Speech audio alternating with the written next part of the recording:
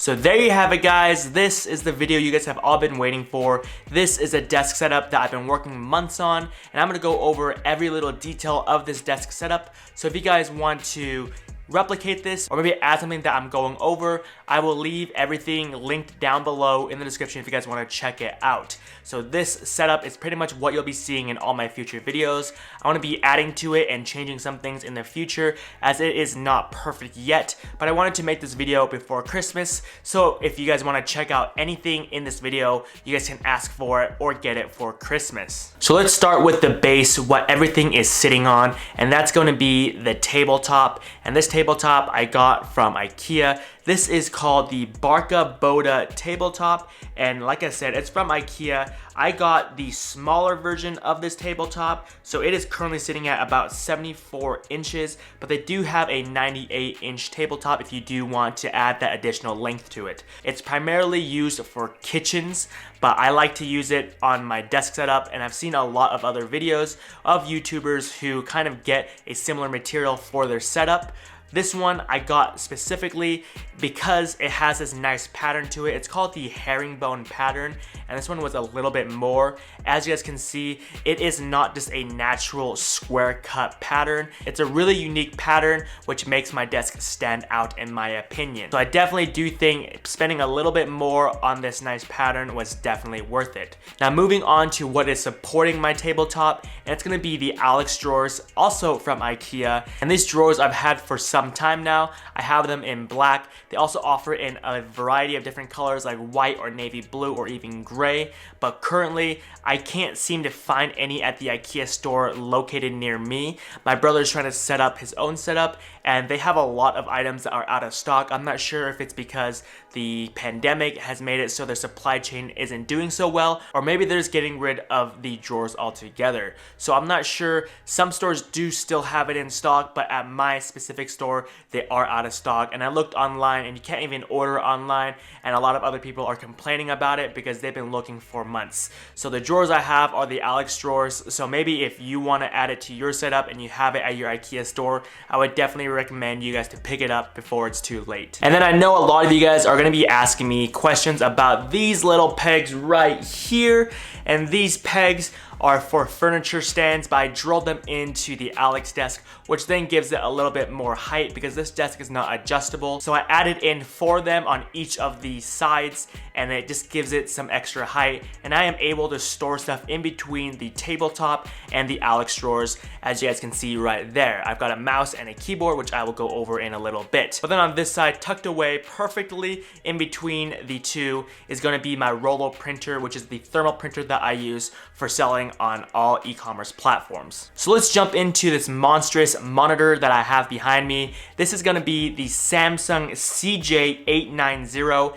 It's a 49-inch monitor that has a 3840 by 1080 super ultra wide resolution, and this monitor has been amazing. I wanted to do a dual or triple monitor setup, but I just thought that the bezels on the monitors were going to be a little bit annoying to me, so I invested in this massive monitor, and this monitor is pretty much having 2 super large monitors side by side with no bezels. So I'm able to open up 3 windows and snap them to the left, right, and the middle of the screen and still see everything on my screen. So if I wanted to watch a YouTube video on the left, if I wanted to work on my business in the middle, and if I wanted to have like my stocks on my right, I am able to do that. And the screen is amazing, and there's pretty much no complaints that I have with it, except that there's pretty much no monitor mounts out there that support 49-inch monitors. The monitor mount that I have is called the Logitech monitor mount D7L, and this monitor arm is listed as supporting up to 33 pounds and 34 inches. So my monitor is 49 inches, so it exceeds that size, but the weight on it is much less than that. I believe this monitor is about 27 pounds. So I took a risk with it. I've read reviews where people use this monitor arm and it still worked with their 49-inch monitors. And as you guys can see behind me, it is holding it up. It's been holding it up for some time now. The only downside to the monitor arm is that it droops down. I'm not sure if you guys can see it in the video, but it is at an angle tilting downwards, which is fine for me because my desk is not too high up. So it being tilted just a little bit down actually works for me since my viewing angle is looking upwards on the monitor arm. So at the base of this monitor arm, it has a USB port for charging. It also has 2 other ports for your headphones or your microphone. So the only port that I use is going to be the USB port. I tried using the microphone and the speaker port, but those ports are a little bit finicky. You have to really plug in your cable and keep it like pushed into the mount in order for those to really work.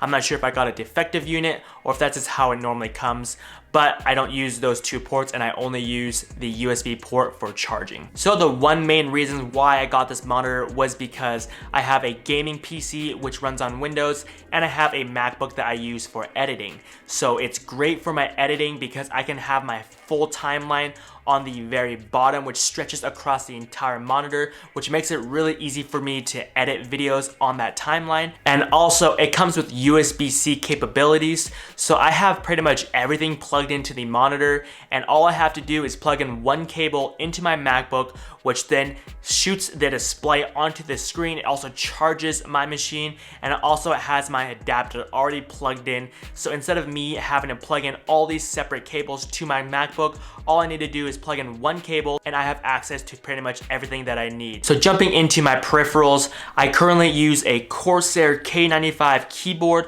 which has the Cherry MX keys. And this keyboard I've had for some time now. It's got some wear and tear on it, and I kind of want to replace this keyboard because it has that bulky cable and I want to make my setup very minimalistic. So I want to kind of get rid of this keyboard since it is wired. I want to transition to a wireless one so I can get rid of that cable altogether. So this keyboard is really good. It also has that nice scroll wheel on the top right, which I definitely love for adjusting the volume on my machine. The mouse that I'm using is the Logitech G502, and this is the wireless edition. I recently just picked this up maybe a month or 2 ago, and it's the normal G502 mouse, which you guys have all seen all over the place, but it's just the wireless version. So I transitioned to the wireless version because I wanted to get rid of that cable, and I didn't want that cable on my desk. I've had some skepticism about it not working when I'm gaming or it not connecting too well to my machine, but I haven't had any issues when I'm gaming. I haven't had any loss in connections. The only one time, which actually happened today, was that the mouse died. So I didn't charge it for maybe 2 or 3 weeks and it died on me, and that's totally my fault.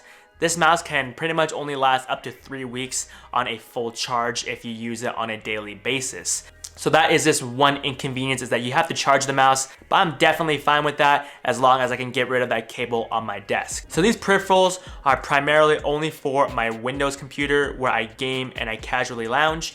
But if I am editing videos or am on my MacBook, then I have different peripherals. I have the Logitech MX Master 3 for the Mac, and this is a great mouse to have because it allows me to edit videos more efficiently because I have that additional scroll wheel which allows me to scroll on the timeline. So I do have that massive screen for my timeline, and I didn't have that in the past because I use this mouse specifically just on my MacBook without any external monitor, but it's still nice to zoom in with a few buttons on my mouse instead of having to click on the keyboard and scroll when I'm too zoomed in on the timeline.